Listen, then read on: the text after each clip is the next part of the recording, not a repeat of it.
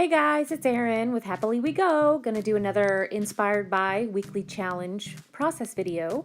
So we're gonna start with the gessoed page and then go ahead and just use some black ink and just stamp until your heart's content, and then grab some stencils and throw down a layer of stencils.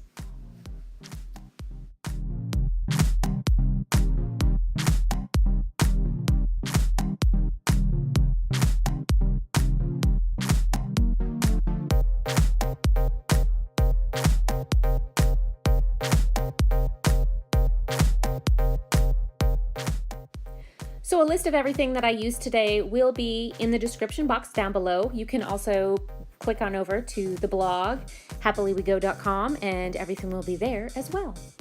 So next we're gonna bring in some of my favorites, the neons. Here we go. That's just the cheapo Craft Smart paints, I think from Michael's. We're gonna throw in some pink and some orange and then a hint of yellow. And then we're gonna break out the saran wrap, which I did not have. I had to use press and seal and it kept sticking to my fingers because I used the opposite side. But I think it still gave you the textured effect, which is what Jenny did in her video for this week. So now I'm gonna take a charcoal pencil, which probably wasn't the best choice, but it was the first thing that I grabbed, and just draw a couple of circles so that way I can paint around them to make that area pop.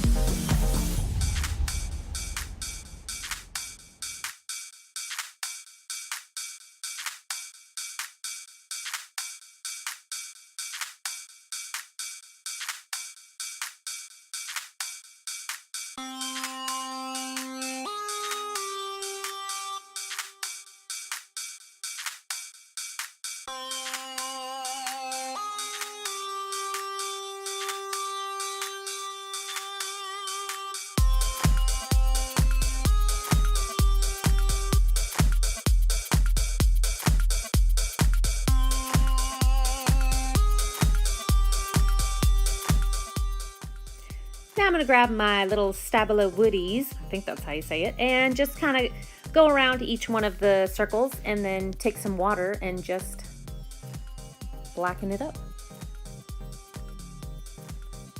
It's far from perfect, but I'm just rolling with it. I've kind of thrown perfectionism out the window. Yay me!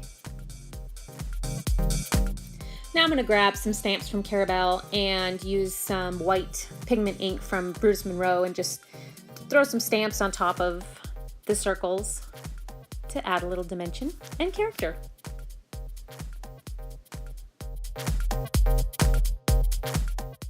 Now this next step is one of my favorites. You stamp on deli paper. Make sure you stamp on the non-shiny side, on the dull side, and then flip it over and then color in on that side. So that way, whatever, like see right here, I'm just coloring it in, it doesn't matter. And then I'll flip it over and check and make sure, but the black lines will show through on the other side, so you don't have to be super perfect with your coloring, but it also won't smear when you go to glue it onto the page.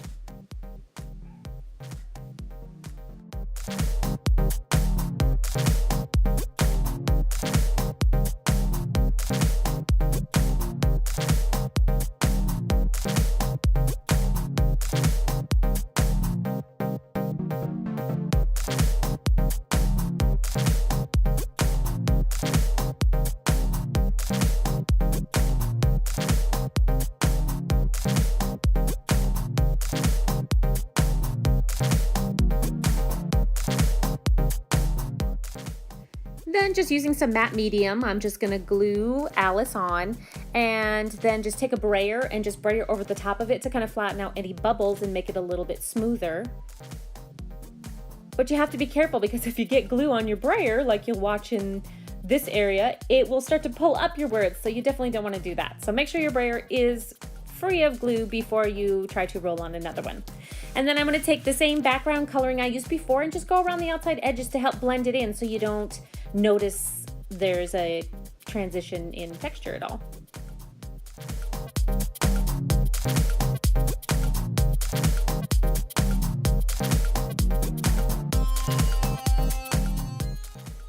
Now I'm just going back through and touching up some areas and blackening up some of the circle parts.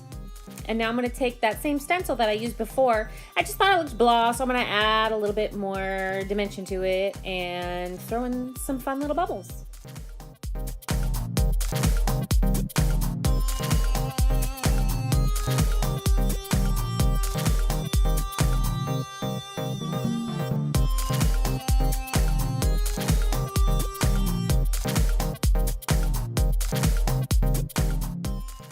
Next, I broke out the neon Elmer's painters and just threw down some dots. You couldn't really see the blue, that's why I went back over it with the neon yellow to make it pop a little bit more.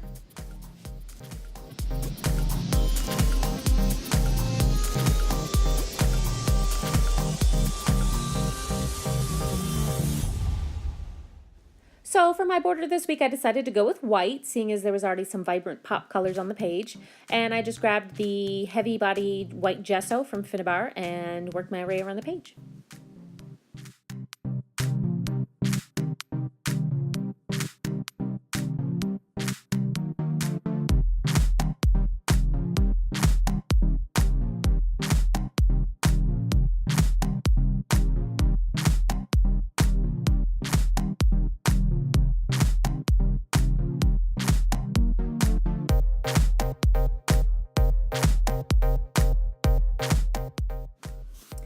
So I just took the Faber Castell big brush marker in black and outlined the outside to define the border a little bit more.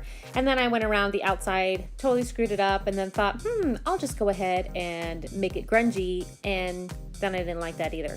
But that's okay, because that's the beauty of art. You can just keep going with wherever the flow takes you. So I'm going to grab the IrRESISTible neon texture pastes. I found them at Hobby Lobby on clearance. I am obsessed with neon, so anything that's neon I have to have. And I don't know how many times I've used them now, but I've used them a lot. I really like them. They are shiny and they leave like this kind of gooey, it's not gooey because it dries hard, but it looks like it would be gooey. I don't know, it's just really, really cool. So anyways, I flicked those on there because what's a fun, crazy page without some paint splatters, right? And then I'm gonna take some more white paint and go around the outside just to re-brighten it up a little bit more. I thought it was kind of dull, so I broke out my pastels, which I haven't used in a bazillion years, and thought that I could maybe define Alice a little bit more, and so that's what I did. I colored her around her and then used a dry paintbrush and then just smudged around it instead of trying to use my finger in there so I could get a little more precise. And I really, really like the way it turned out. That green just looks amazing. It's almost like a neon yellow. And so I just took that all around the outside, and it also kind of pushed the background back and brought the border forward. I really like the way it turned out. So, yay.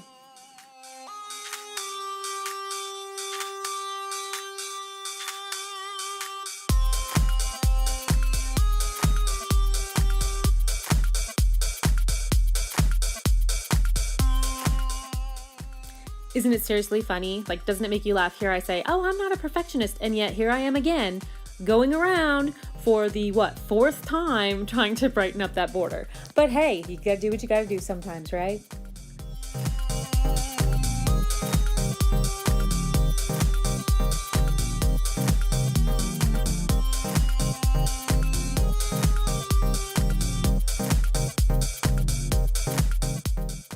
And that's pretty much it, guys. That's gonna finish this week 13 of the Inspired by Challenge. If you're interested in following along with the challenge, you can head on over to the blog. The link is down below. Or over on Instagram, find me at Happily We Go, and you can learn all about it there. We'd love to have you on board with us. If you like the video, be sure to give me a thumbs up, and don't forget to subscribe so you never miss a video. Thanks so much.